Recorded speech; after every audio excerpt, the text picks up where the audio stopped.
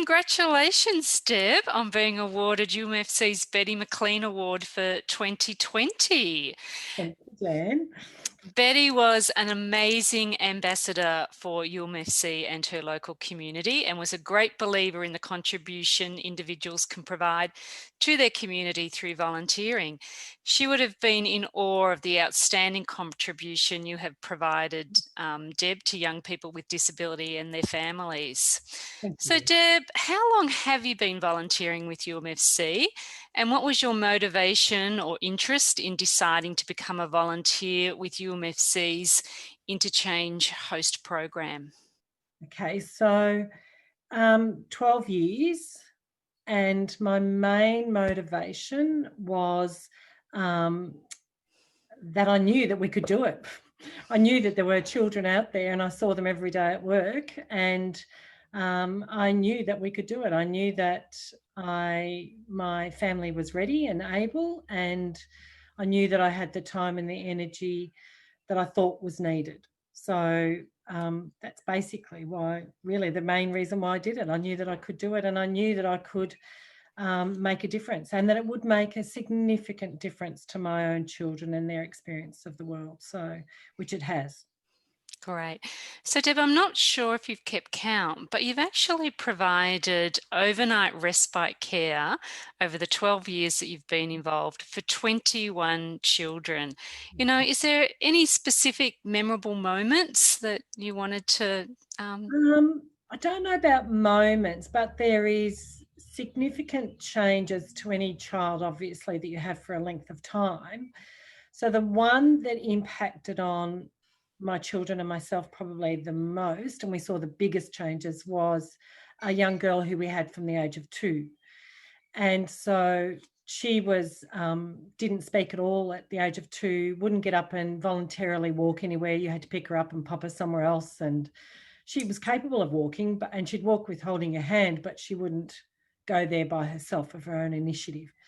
So we saw her blossom and change into a forever chatty, very vibrant, knew her own mind, and she was just part of the furniture. So she just came ahead in leaps and bounds, and changed so much over the years until she was ready to say goodbye. She'd outgrown us, and off she went into big wide world. And that was by far the most significant change, because we had her for so long as well. So that was amazing. Yeah. Always. I think I remember all of them, but I remember the changes with her were quite significant. Yeah, sounds like she became a specific part of your family, Deb. She did. She ran the whole house. So, Deb, you've spoken about your own children. So I'm interested to know what you think your own children gained out of this experience. I think what they gained was they realised that they had the capacity to actually be comfortable with disability, to be able to care for somebody who needed help, who happened to have a disability. They gained the capacity to be able to communicate with somebody who didn't have communication, to understand the many facets of disability: physical, autism, intellectual disability, the wide range that they had exposure to. I think they gained so much. They gained the capacity to be really confident in lots of different situations, with people their own age, older than them and younger than them, because they understand that lack of communication isn't a scary thing. It's something that they can actually deal with. It's something that they can approach. Doesn't matter what age group. They can actually find out what's going on for somebody. They're not afraid to do it. They're also not afraid to change an adult's, change an adult. They're not afraid to look for services, to try and improve somebody's life, to look for goals with somebody. So the 2 younger ones have gone into that field, and they work very confidently in that field, and don't have any desire to work anywhere else, really. That's the field that they've ended up in, and that's the field that they want to be in. I think it's given them confidence way beyond their years. At an early age, they had confidence with a wide range of people, with and without disabilities. It sounds like it has had a significant impact Mm. on all of you in your family, and obviously influenced their career choices Mm. as well. So not only have you been a great role model for the young people that you've brought into your family, but also to your own children, Mm. Deb. So Deb, we've said that you've cared for 21 children during your time. Mm. What do you think it is that families and the children that you've been involved with have actually gained from the experience of a host family situation? I think obviously the obvious one is that they get a break. But I think that might be the original driving force. But I like to think what they get is confidence that somebody else can actually care for their child, that their child can be safe with somebody else. And that opens up the world, because if you feel that your child can't be trusted with somebody else, that they're not safe to go and stay with somebody else, then that closes their world, that closes their opportunities. I think that a program like Interchange allows families to be confident moving forward and to be able to look for different scenarios for their child, to be able to open them up to different experiences. I think hopefully I also give families the confidence to be able to look broader at different goals for their child. Different children eat, as you know, they eat different things in different households. They have different behaviours in different households.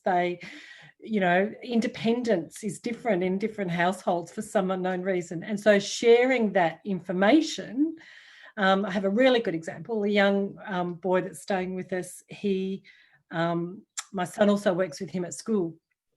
So I have been cutting up his meat for the whole time that I've had him, and trying to get him to cut up the last little bit of meat just so that he had that experience and he was starting to learn. So one day my son was here, and not long ago, and he saw me cutting up his meat and he said, "What are you doing, Mum?" I said, "Well, I'm getting his dinner ready for him." And he said, "He cuts up his meat very, very, very well at school." I said, "Oh, good grief." Had no idea that he was so competent. And so sharing that with a carer, sometimes I think that helps them to say, "Oh, he can do that. Oh, he is capable of doing that," and vice versa. So I think that's a really valuable. It becomes a team around the child instead of just one person isolated trying to navigate caring for that young person all by themselves. That's what I like to think we do, is we become a team. Yeah, and I definitely know, Deb, that all the children that have been in your care have had fun. They love coming there, and so, Deb, just to finish off, it's been a great achievement. 12 years, you have done an outstanding, contribution, and I know your children have been involved along the way. But Deb, you're now living on your own. What keeps you coming back? What keeps you here as a volunteer? Oh, that's easy. I think it gives me something that nothing else in my life does. I work in the same field and I get a lot out of my job, but actually having someone stay and spending time and listening to them and actually sharing their life is a unique experience. You don't have that in any other area of your life, really. I think what the young man gives me at the moment is company. He's a joy to be around. He's hilarious. He's helping him reach his goals, knowing that it's making a difference to his carer. All of that. You can't, no other work, no other volunteer position would give me that, I don't think. And I work with amazing people, foster care team, the interchange team. I cannot imagine why I would give it up. I just can't see why I would give it up. It doesn't make any sense to me to give it up. So, well, we're exceptionally pleased, Deb, that you're not looking at giving it up, because you have provided outstanding care. And so thank you so much on behalf of UMFC and the Interchange program. Thank you, Deb. Thank you very much.